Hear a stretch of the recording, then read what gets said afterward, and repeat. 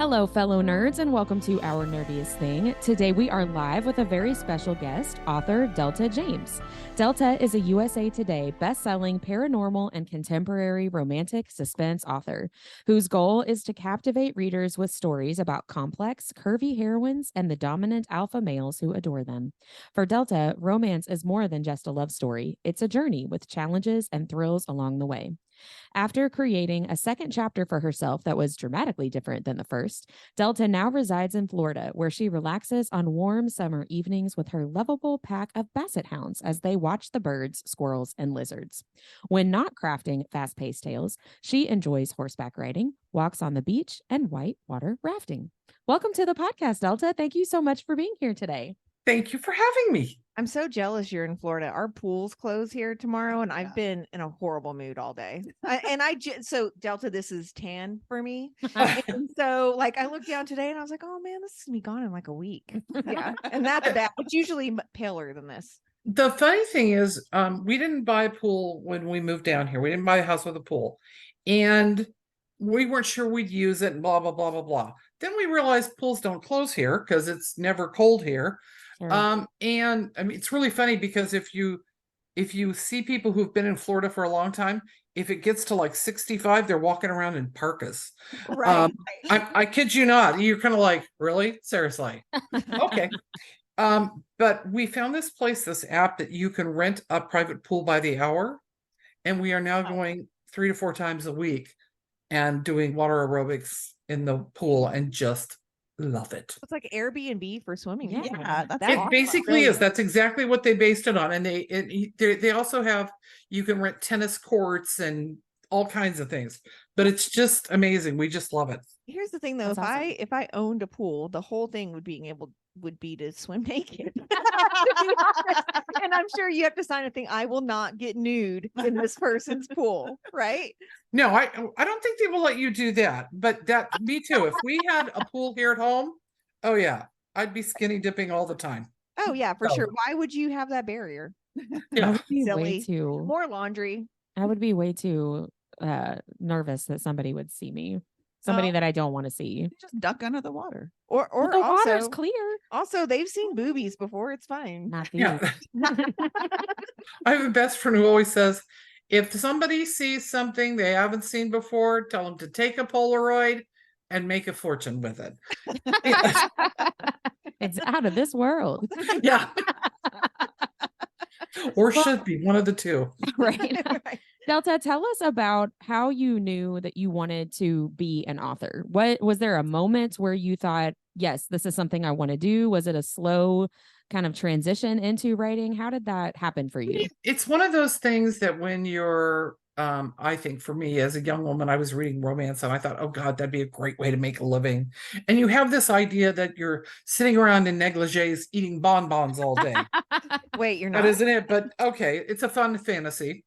And I just kind of, you go, well, I've got to be an adult and I've got to make a living and I've got to do this and I've got to do that. And so I went on with my life and I did all kinds of things. And one night, this is when I talk about the second chapter, I had moved from the Pacific Northwest where I grew up to Charlotte, North Carolina. And I was sitting in my living room. My dogs are around me, a television or something. And I thought, what happened to the girl whose motto was always fortune favors the bold? I've lost her and I want her back. And so I thought, okay, how do I do that? Because I'm a real practical person. You give me I want you to do this, or I tell myself I want to do that. It's like, okay, that's the goal. Now let's back up and get all the steps I need to do that.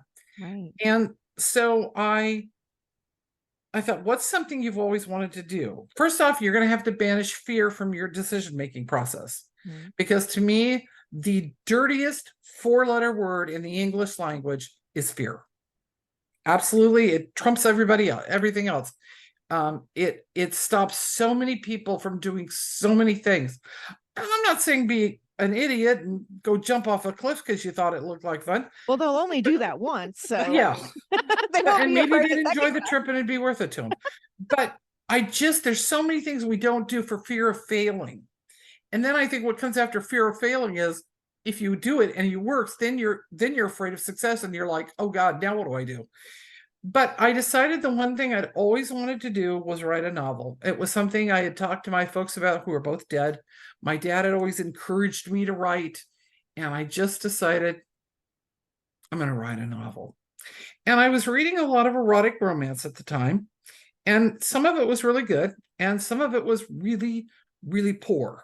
And I hate to say this, but I thought if these writers who are writing bad books, who can't really string a sentence together properly and making money, so can I. What I didn't understand is they probably weren't making money either, but still. Because I do think readers are far more sophisticated than that. Right. I think there was a time you could take sex scenes and string them together without a lot in between and a no plot, and people would read them because it's all they had. Right. And then 50 Shades opened up, and people decided they weren't ashamed to read romance books, especially steamy ones. And that meant a whole lot more people started doing it. There was a whole lot more money at stake.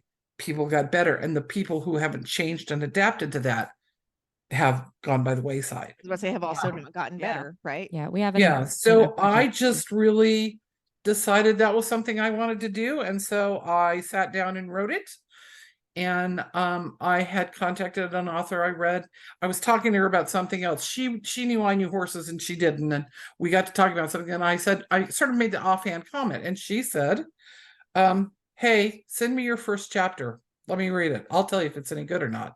She said, you know me well enough to know if it's not good, I'll say to you, that's a really sweet dream. And I'm glad you have it, but it's not going to work. So I did. Be done with She not only did she read it, she sent it to her publisher.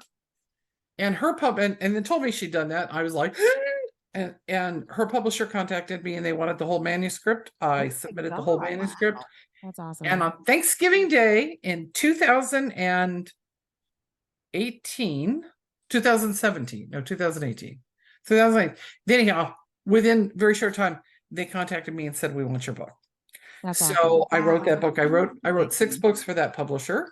Well, and I love that a fellow author held you up and said, this is really good, and I'm going to make sure it happens for you. Because we've seen some dirty things happen on book lately. Yeah. And it's very discouraging. It is. And it makes, you said that 4-letter word, fear. It makes people scared to put themselves out there. Because there is some sabotage happening that makes me sick to my stomach. So I love hearing a good, positive story. Yeah, it's the woman was Piper Stone, and Piper's a good friend, and she was the one who said to me, don't use your real name and don't tell anybody you write this because it can be used as a weapon against you. Yeah. So I didn't.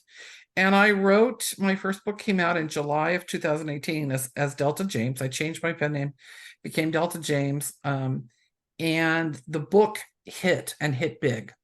And I was up at my favorite place having my Saturday brunch, which was my treat to myself because I worked a 50 to 60 hour a day week job. And I still wrote at least 2 hours a night. Wow. And on the weekends, I wrote at least 6 hours a day. So my little treat was on Saturday mornings. I went up to this place I really liked and had this great breakfast they had. And I'm having breakfast and my phone is blowing up in my purse. And I picked it up and it's Piper Stone and Adeline Wright, who are both friends of mine, and said, they're like, did you see what your book is doing? Where are you? And I'm like, what? And they're like, have you looked at the ranking? And I literally, Piper loves to tease me about this. I said to her on the phone, Piper, and she said, what? And I said, what's a ranking? And she went, that's great. I love how humble you were about it, though. She's like, okay, let me explain ranking to you. And at first, and I think at the time, the book was at 1,200 and change. And I was like, oh, it's 1,200. And she's like, okay, there's at least 6 million books on Amazon. And your book is in the top, basically 1,000. Shut up. I was like, oh, she has a point. You're in the top 1%. Yeah. That's awesome. Yeah. I mean, I have friends who will say, oh, I never got out of 30,000. It's like, whoa, hang on. Let's talk about that. Let's talk about what that percentage means. Yeah. Yes, the number is big and you don't like it and you want a smaller. I get that. but you're still doing a whole lot better than the people that are 300,000 Right. or 3 million Yeah. or 380 million. So you have to remember to look at things with relativity. You have to put them in context to understand them. So I was very lucky. The book hit big. My publisher liked it. He literally called me that night and said, "Boy, I sure hope you have more of those written because we're going to need them." He said, "Well, I'll get on that, James," and I did. So that was a lot of fun. Wow. And that was my Good first story. series. And I love too that connection that you had with that, author friend who said, "I'll read this for you," was you helping her too, right? Like that just like you were saying, it's nice to see not just authors, but women being friends, Yes. and helping each other and being friendly and not Yeah, making and just just being competitive there or- for each other. Yeah. yeah, and not being, because it would be easy for somebody to be bitter, like, that's something you writing a book is something that I wish I was doing. So it's easy to get bitter about stuff like that, And I think it is. And I do understand when I get, and there are a lot of people who have been writing for a lot longer than I have that look at me and go, "What the hell? That's not fair. Wow, how come she gets to do this?" yeah. And I understand that because there is an element of luck in it. Mhm. Now, I worked my ass off. Don't misunderstand I me. was Most just people- about to correct you. The Yeah. only luck was that you had someone to send it to. Like I don't want you to diminish the amount of work. I'm truly not diminishing myself, but there is an element of luck. Will you write the right book at the right time and get it out to the right people? Will you? There is an element that you cannot control. There's a lot of things you can. And when I get asked by people, what's the number one thing people need to learn to do to write and be successful? And I say, this is going to sound very simplistic and kind of snarky, and I don't mean it that way. Sit your ass in the chair and write. Yeah. I That's- see there are people a lot on of- social media all day going, "I have no time to write." And I think, get off social media and do it. That's a good point. Yeah. I mean, it's easy to get caught up in social media and doing all the other things you have to do. But you have to carve out time for yourself to write. And if you can't, you're going to have, it's going to be really, really hard. Everybody says, most people, when they talk about me, they'll tell you I'm a beast and I'm a machine because I can turn out books the way I do. But I have my best friend that we decided, since we were always at each other's house, we just buy a house together because it made more sense. That's what we said we're going to do when all our husbands die. We're all moving in together. And the downstairs is going to be a craft room. Yeah, I mean, it's just, well, and Chris loves to cook. She's very organized. We have 4 dogs between us. She takes care of all that. She takes care of all the house stuff. We have a house cleaner that comes in, but she loves to cook and she runs all the errands. And if I need to mail books, she does that. And then I have a PA who is a genius, and I wouldn't be where I am without Renee. Yes, I write good books, and she always says to me, "No, you give me good books to sell," which is true. But we defined our relationship early on. I write them, she sells them, and we don't tell each other how to do our jobs. I know maybe a third of what Renee actually does for me. Right. I just know it does, and it works, and so I just let her do whatever the hell she wants. Literally, she laughs about it, but so I'm very lucky because I can write 8 to 10 hours a day, Mhm. and not have to worry about anything else. I was going to ask if you got to leave your 50-hour-a-week job when you started writing. I wrote until April. I worked until April of 2019, and they changed my job at work and made it from something I really loved to something I really was going to hate. Right. And I called Renee and asked her about money and where we were and where she saw it going. And and she said, quit, you can make more money. And I called my publisher and he said, same thing, we'll make more money, quit. That's And I awesome. walked in and literally quit That's and awesome. gave them notice. And I got a call from, it was a big corporation, had branches all over the United States. And I got a call from Baton Rouge, was the corporate office. And they said, and I had met and gotten to know the corporate head of HR. And she said to me, "What do I have to do to keep you? I don't want to lose you." And I said, "Well, you can't, because I have another job." And she goes, "I'll steal you back. They stole you from me. I'll steal you back." And I said, "No, you won't. I'm going to go to work. She said, well, what are you going to do? And I said, I'm writing novels. And there was this pause. Right. Can't really compete. And she goes, do you have a pen name? Have you been published? And I said, yes, I have a pen name. And yes, I've been published. And she goes, like a lot of books? And I went, well, fair number. And she went, oh my God, you're Delta James. I said, That is so why, cool. why, yes, I am. She goes, I love your books. Oh, that's So it was cool. I spent the last 2 days of my job signing people's books. Again, Oh, like love another that. hype girl on your team going, yes, you Yes. should quit. I love your books. Yeah. Really cool. So cool. It's really, that's the best part for me, is when people say to me, I love your books, or, you know, they gave me, so many people wrote to me during COVID saying, it's so nice to have an escape. It's so nice to have an escape. I don't have to deal with this crap. I get thank you. People, when women write me and tell me that I've changed their lives, I'm kind of like, I just write romance books, you know. I just entertain people. That's all I do. Because that's how I see it, is it's entertainment. And but I literally tear up. I mean, I feel so humble that I was able to help somebody.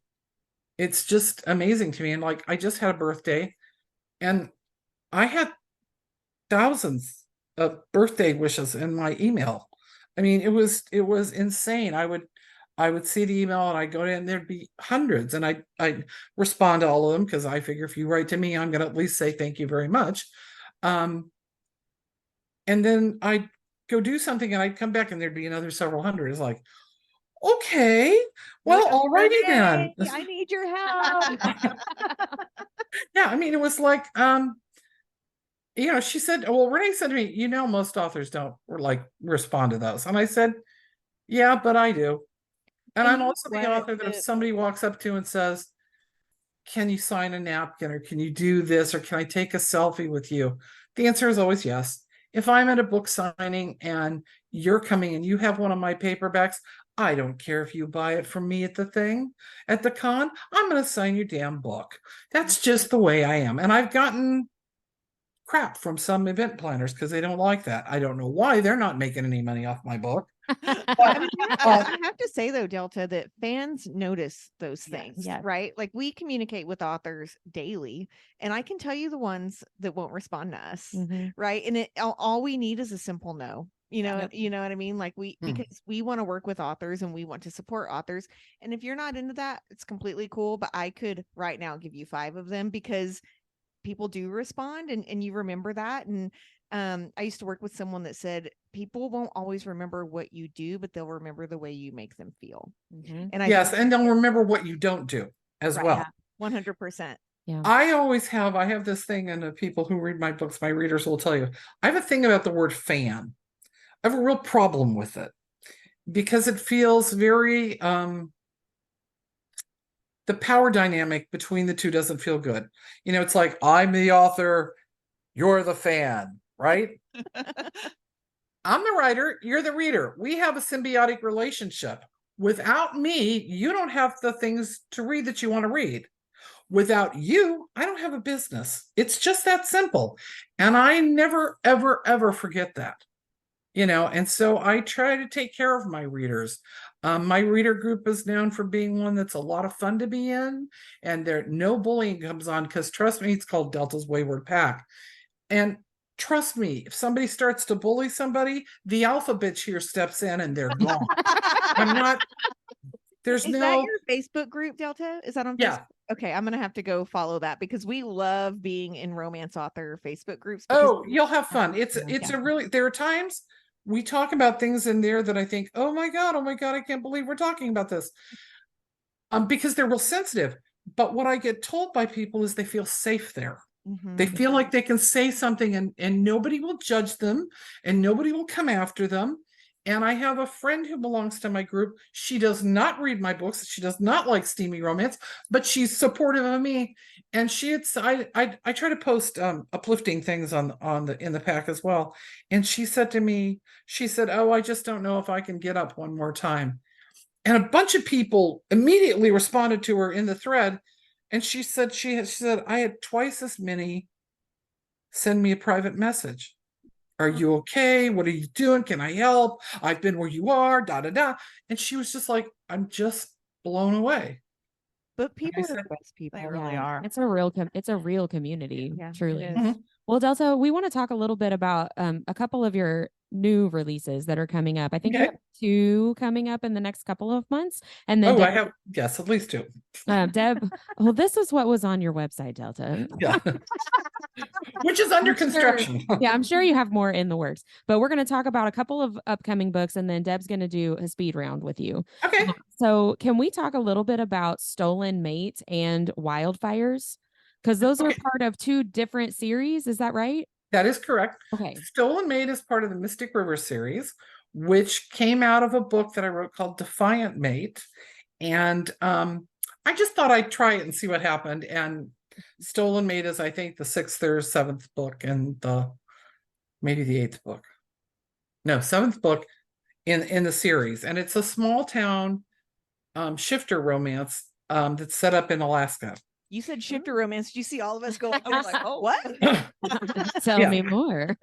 Yes. And so it's this group, it's a town full of nothing but shifters of all kinds. There's wolf shifters and different kinds of shifters. And this book, Stolen Mate, is about a woman who was basically stolen as a child, and she has no idea she's a shifter. Oh. She's gone, she knew she was adopted, but as the woman who raised her is dying, she says to her, you have to read these journals, you have to read these journals. And so she starts this journal, and she thinks, oh my God, the woman who wrote this is crazy, because she's talking about shifting and doing this and doing that. And so she goes to find her roots, and then discovers who she is and what she is and how that plays out. Nice. So is So that series, this might be a silly question, but I'm going to ask it anyway. Is it one where you must start with book 1 and it all builds on itself, or is it kind of all in one universe, but they're kind of standalone books? I think they're better if they're read in order, because there's, when you write, you're world building all the time. Right. But no, you could pick up one in the middle and start and be fine. Okay. And you could figure it out. It's not that complicated. And I try and put enough in books that if somebody does do that, they will know what's going on. They won't go, huh? Yeah. I don't like books that are absolutely dependent upon one another. Mhm. Because it's like, I may not get back to it, or I may decide I don't like one book, or I may decide, so for me, I write standalone books, and I write books that are somewhat standalone, pretty much standalone, all in a series. So tell us about Wildfires. That's a different series. Wildfires is my Winged Warrior series, and it's dragon shifters. And these guys Oh. are mercenaries. And Wildfire, the first book, and where the mercenaries are based, is out in the West. He's gone back east to deal with some human trafficking of Drakina. And so he, when you first meet him and you first meet the heroine, he is chained to the floor of a basement in a warehouse. Oh, wow. And she's a detective. And so that's where she does. Cool. Okay. So it's how that all relates. And the first book, which was Phantom Fire, was spun out of another series called Reign of Fire. And he was a minor character in that book. And I had people we want his story, we want his story, we want his story. And I got to tell you, if people say that to me enough, I go, okay, I'm going to write that book. I'm going to do that.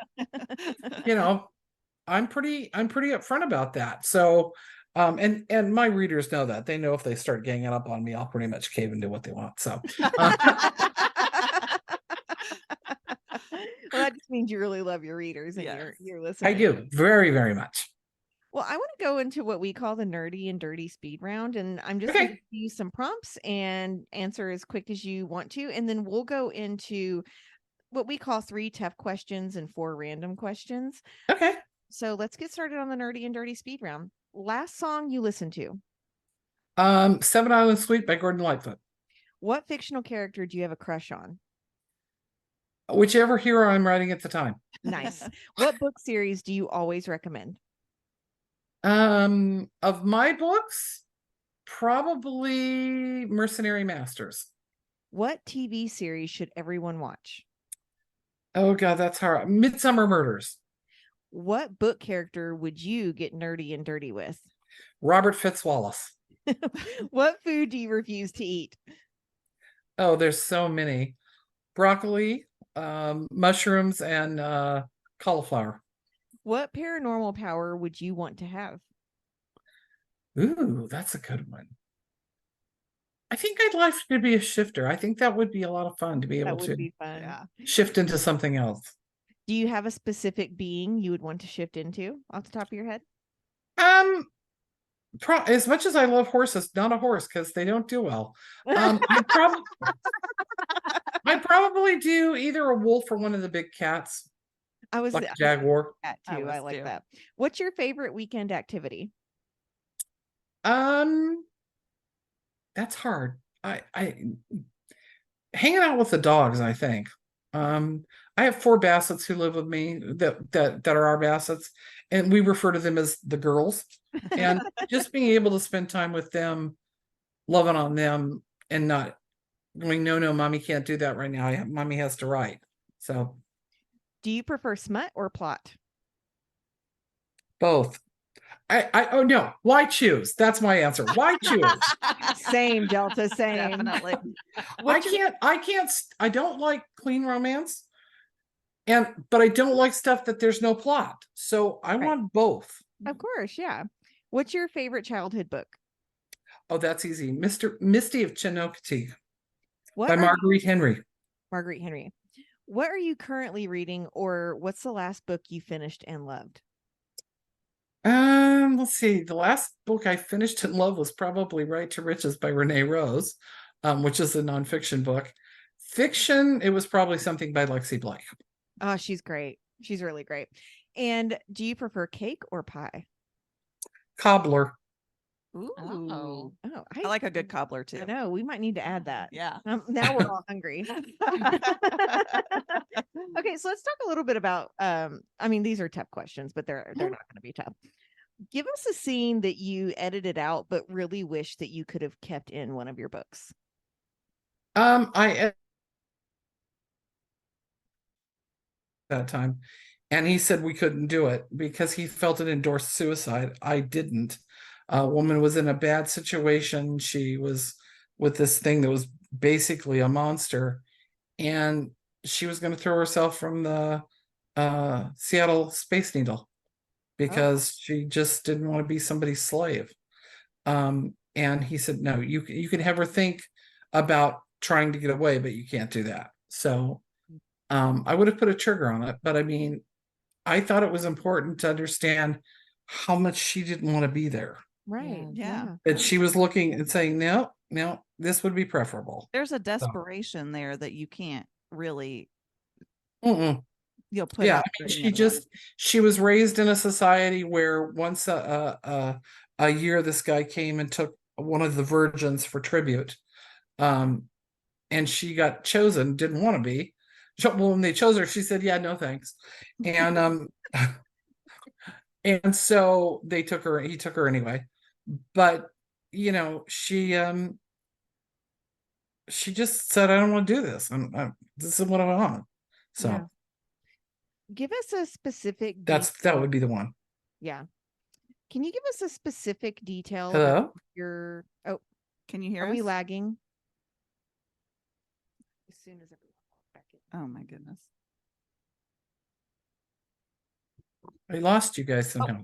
Oh, Oh, there we Can are. you hear us now? Okay. Give me just 1 second, Delta. My family Sure. just came home and I think probably everyone's on Wi-Fi. Just 1 second. You'd think in this day and age this would not happen anymore, but It does.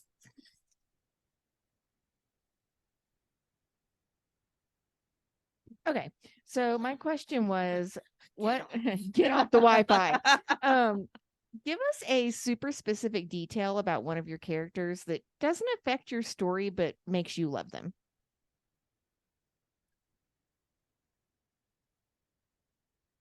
I think, and it applies to most of my heroes, um, that they too are looking for love. They're looking for that one person that will complete them. So many times in romance books, it's the woman who's looking for love and da da da, which is true. But I think there are a lot of men that want that too. Oh, of course. So That's a great detail. And do you have any writing rituals that might be different from other authors? honestly, I don't think so. I just said I said when we were talking, I tell people, and this is what I do. I sit my ass in the chair and write. And that's what I do. I have my bottle of water or bottle of whatever I'm drinking and kick back and just go to town. I definitely thought you were about to say I have my bottle of wine. I start writing.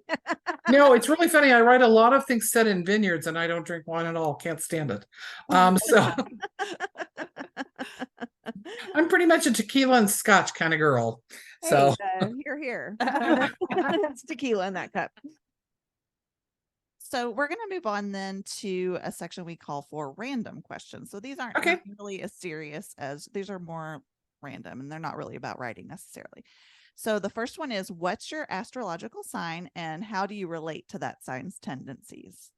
I'm a Virgo and I am a perfectionist and I'm very driven and I'm very ambitious. And a lot of people think that the Virgo sign means we don't like sex, and it's just the opposite. So I was about to say Virgo people are very driven and go after what they want. So I don't really see why a Virgo wouldn't like sex. Right. yeah. Duh. Is there a scene from any book, yours or otherwise, that makes you blush? No. I was going to say, you don't seem like the kind of person that would blush over. I don't blush. I don't get embarrassed by things. I think I have a great sense of humor and can laugh at myself. I always tell anybody I'm going to do an interview with or that talks to me or whatever. And I do a reading on the third Thursday of the month in the group. And I have a chat going, and people always say, they'll say, well, I don't want to. It's like, I don't care what you ask me. You can ask me anything. I will not be offended. If I don't want to answer you, that's what I'll tell you. I won't lie to you either. I'll say, yeah, I'm not going to answer that. But other than that, but I have yet to have anybody ask me something that I wasn't willing to answer. I'm pretty upfront and open. I love that. Have you ever, so you do write paranormal romance. So have you Yes. ever seen a ghost or had any paranormal experiences yourself? Yeah. I've been places where ghosts were, and you can feel their presence and you can see things move, and Do you have a so specific story that like kind of was like, whoa, that was definitely a ghost? Mine is more like, that's really interesting. I'm fascinated by things. I don't get afraid of a lot of things. Yeah. I tend to be more, I used to scuba dive. And I tell you this only because people didn't like to scuba dive with me. Why, you may ask? Because I'm fascinated with sharks. And so instead of going, oh my God, there's a shark in the water, I'd be like, they are so cool. That's the coolest thing. Because they stopped evolving before man started. They're perfectly suited to their environment. I find them fascinating. So that, I don't always have the most normal reactions to things. I tend to kind of go, whoa, so. It's okay. I'll be scared for the both of us. So don't worry about that. I feel like you probably have a specific answer for this one. And the question is, what is your zombie apocalypse plan? I'm not into zombies. I never understand. I still don't get it. I don't get zombie romance. I don't get any of that. But to each their own. My zombie, I'd have a sword. I used to work with swords. I'd have a sword. I'd just be cutting off their heads if they tried to come bug me. That's exactly what I thought you would say. She'd go, that is so cool. And then you just chop their head off. Yeah, pretty much. No, it'd be more like, man, are you ugly? Boom. Yeah, I don't, like I said, I don't respond the way most people do. I love your curiosity for the world around you, though. Yeah. Always stay curious. Yes. So, can you, I don't know, it might be secret. I don't know. Can you give us any insight into what you're writing next? Give us. I have books in Mystic River and its spin-offs, the sister series Otter Cove, that are all set up in Alaska in small towns. I'm going to be doing that. But you want a real, absolutely top secret. Renee's going to kill me when she sees this. Yes, please. Yeah. I am. Well, first I'm going to go back up for a second. The next one is a book called The Keeper, which is set in my Club Southside series. And instead of the man being the hero and going to protect the heroine, it's a woman who's the operative, and she's a sniper, and Count she's me going to in. go Yes. protect the guy. Sign So, me up. Take but all the my money. super secret thing is a little thing close to my heart, and it's called Mystery She Wrote. And it is for women who are mystery writers, and they meet at a conference, and they become really good friends, and they form a club that they call the Mystery Writers Murder Club. And they meet once a month at each other's hometowns up in Maine. And their purpose is to solve cold cases. That's what they plan to do. But then, of course, a murder occurs and they have to solve the murder. So that's what's coming up. It's very. Is it one of the 4 that gets slayed? No. You say, Okay. okay. So they No. do- I learned early on you don't kill off characters people like. People get very upset with you. I see people who go, "Oh, I just love doing that." I'm thinking, nope, not me. Definitely some. I don't need that kind of attention. Do you have a timeline for the mystery she wrote, or is it still so early? No, the first one will come out in, I think, November, and then there'll be one every other month. Awesome. So that's an Our Nerdiest Thing exclusive. Yes, that is an Nice. Our Nerdiest Thing exclusive. It has not gone anywhere. We've hinted at it a couple of places, but I haven't told anybody anything. So thank you for trusting us with I that know. information. well, it's really fun because we did. Renee decided to put together a video, and then the guy who does all my narration for me for my audiobooks did the voiceover. So it's very well done, and it's really cool, and I'm really excited. So Are all of your books available on audio? if they aren't, they will be. I mean, I'm in the process of getting. We've pretty much. JT may be 1 or 2 books behind, but basically they come out as close to when they come out as a book as possible, because I have a lot of people who really, really love audiobooks. I love audiobooks specifically. Well, the funny thing about it is the first audiobook I tried to listen to a couple many years ago, didn't like them. And the first one I ever actually listened to was one of my own, was the first one I put out. And I was like, damn, this is really good. This shit can write. Yeah, kind of. Awesome. So Imposter syndrome is real. I don't care where you are in the spectrum. That's true.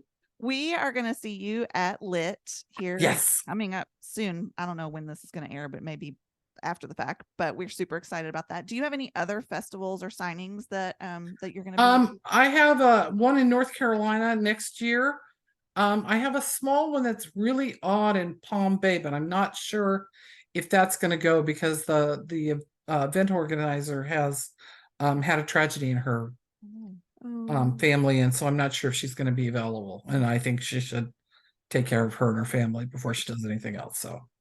And what's the name of the one in North Carolina you're going to next year? Is that I knew you were going to tell me. It's I know it by TNT. You know what? I'll get with you offline and I'll put it in the show. I'll find it for you. Okay, great. And it's yeah, they invited me and I thought, oh, that sounds like fun. And I love North Carolina, so we're gonna go do that. So where's the best place we can buy your books? Where would you prefer people to buy their full Delta? I honestly could care less. I truly could care less. I think people should be able to buy where they want to buy. I built my audience being strictly KU, and in the last year we have been moving stuff wide, mainly because there are people who were never going to read my book because they don't want to deal with Amazon. Right. And that's a legitimate thing. I don't have a problem with somebody saying that to me. So I do have wide platform with a lot of my books now. I still have some stuff that's in KU because I have a lot of KU readers that are voracious readers. They cannot afford to buy. That's exactly Yeah. why all the I books. have KU. I Yeah. read so many books that we would not be able to eat if I bought Exactly. And so I did. The books that are wide are in Kobo Plus. them. Okay. Great. which is their version of KU. The difference is you don't have, for an author, you don't have to be exclusive. Right. Right. But it's the same thing. You can download the app for free, and it's a subscription. It's like $7.99 a month. So I figure, if they're saying, well, but they can do that. So I try to make it, like I said, I have a lot of readers who are really voracious readers, and they just can't find it $4.99 or $5.99 every time they want to read a book. Right. Yeah. So I try to give them options. That's great. So we know you have a very active Facebook group that you've talked Mhm. about. Are you anywhere else online that you consider somewhere that you'd be active? I'm not as active on Instagram or Twitter as I should be. And I know this, and TikTok, and not Twitter, but now it's X. I'm just not. I'm more active on Facebook, and frankly, I'm most active in my reader group, because those are the people who really want to be around me and be with me. And I try to do things for that group that I don't do anywhere else. I don't do live reads. I occasionally, if I'm in one of those takeover parties, I'll do one there, but I don't do live reads as a rule. But I do them once a month in my group. It was really funny because, like I said, I have with them. They can chat and they check in and they ask questions and everything. And the read is always supposed to be like 5 to 10 minutes. And I always tell myself it's only going to be like half an hour, 45 minutes total. And it's always an hour and a half to 2 hours. So, and at one point I said, are you guys like out there? Because I wasn't getting a lot of questions. Or are you just listening to me dither on? And they're like, we just like hearing you talk. I was like, okay, I can do that. And so I do. So I tell stories, and, that's the thing I think I got from my dad, was the ability to tell a story and entertain people. So. I saw something online the other day that said, the 15 minutes of reading before bed are always the best 3 hours of my day. That's awesome. Yeah. I have to, either when I'm reading a book or if I'm writing a book, I have to have 15 to 30 minutes when I'm done before I can go to sleep. I have to let my brain gear down. I'm like that too. My Kindle, I will wake up holding my Kindle. Me too. Yeah. My husband makes fun of me. He's like, I saw your Kindle go whoop. So Yeah. we end our podcast every week with talking about what our nerdiest thing of the week is. And it could be something book related. It could be something with a fandom that we're involved in, or just something fun and nerdy that we did that week. So we would love to hear what your nerdiest thing of the week was. Let me see. What was my nerdiest thing? See, I'm not actually good enough with technology to be a nerd. I'll be upfront with you. I always say I'm technologically challenged, and I am. It doesn't need to be technology. Let's see. About geek, silly, Yeah. like, you know what I mean? Any of those things where you're like, okay, that was Like you fangirl over Right. or whatever. Let's see. Oh, I love a singer named Mary Chapin Carpenter. oh yeah.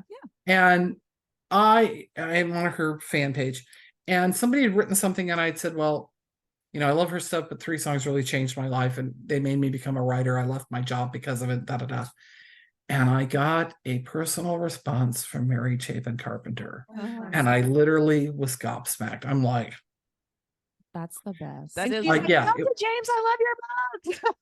Well, she said, what she said to me is what I say to other people. She said, you have no idea how it makes me feel when people say I changed their life. That's just wonderful. I'm so glad. And it was just like, I was just, and Chris, who's my friend that I live with, she said, and now you know how your readers feel when they realize, when they private messaged you, that it's you that's talking to them. Yeah. Because I get them from people, they'll go, is it really you? Well, who the hell else would it be? Well, Nobody else seems to want the job. You and .3 keeps trying to follow me on Instagram, so yeah. It's like, you're such a big fan of mine. Let's connect. And I'm like, well, send me a nude picture and then we'll talk. Well, Delta, thank you so much for being on the podcast today. It has been Thanks so for much having me. fun chatting with you, getting to know a little bit more about you, and I'm more excited now to see you in person at Lit. Yeah. I will be there Oh, with bells on. Paperbacks and, bring them with me. I will have paperbacks. And like I said, I really am. I know some event planners don't like it when you do that. But if somebody already has paperbacks of mine and wants them signed, I'm not going to tell them no. And I had one event planner get very angry with me. That's against the rules. We're not going to do that. And the woman just looked crushed. You must buy your books here. She was just mean to my reader. And so me being the alpha bitch that I am said, enough. And I looked at my reader and I said, this thing's over in about 40 minutes. I will meet you right out front. I will sign whatever you want me to sign. That's Aw. awesome. And I did. Yeah, It's I like, understand well, I that. did a thing where it was at a Dallas conference, and I had a lot of readers who were in that area, but saying, I'm really shy. I don't want to go to that. I'm really scared to go. And da da da. I said, all right, I got it. I'm going to make buttons. They're going to say Delta does Dallas. And I'm going to send them to you if you give me enough time. And if not, I'll have them at the registration table and up at the front desk of the hotel. And that way you can put that on and you'll be able to recognize each other. And so at least you'll know that person reads the same books you do. They were like, yes. So I did that. Great. Went to the hotel. The hotel said, oh, I'm sorry, ma'am. We won't let you, we won't sell things for people. I said, no. They're free. Yeah. You're just supposed to get it. If somebody asks for one, could you just give them? And she's like, seriously, they're just like free? I said, yeah, they're like free. She went, okay. And we had barely gotten up to the room, and she called up and she said, that small basket. And I said, yeah. And she goes, yeah, we need more buttons. Could you use more buttons?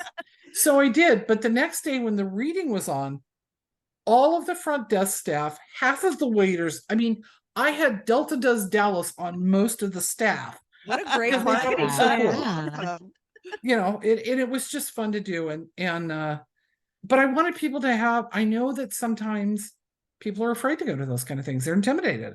And I thought, at least if they can know that there's somebody else they can talk to besides me, that they can go hang out with, they can have lunch with. And when we go, we usually put on Facebook, Chris and I are in the so-and-so bar, or we're over here doing this, or we're over here doing that. So people know where we are. And if they want to come join us, they're welcome to. That's Yeah. amazing. That's really cool. So awesome. Well, thank you so much again for being on. We're excited to meet you and get to talk a little more in person. That'll be fun. I know. So have a great rest of your night. I will. You guys do the same. And thanks for having me. I really do appreciate it. Thank you, Thank Delta. We you. appreciate Bye. you. Bye. Bye. Bye.